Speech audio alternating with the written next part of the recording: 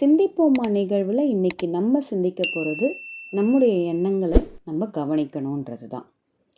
பெரும்பாலான சூழ்நிலைகளை நம்ம என்ன பண்ணுறோம் அப்படின்னா, மற்றவங்க நம்மளை என்ன நினைக்கிறாங்க அப்படின்றத நினச்சே ஓட்டிக்கிட்டு இருக்கோம்.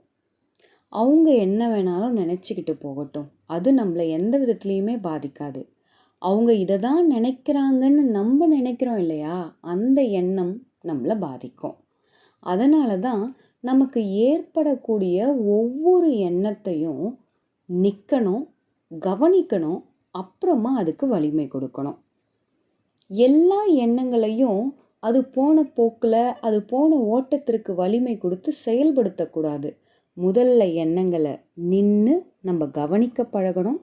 அதுக்கப்புறமா அதுக்கான வலிமையை கொடுக்க பழகணும். இன்னையிலிருந்து நம்முடைய எண்ணங்களை நில், கவனி, அதற்கப்புறம் அந்த பயணத்தை துரிதமாக செய்வோமா? எண்ணங்களை நின்று கவனித்து செயல்படுவோம்.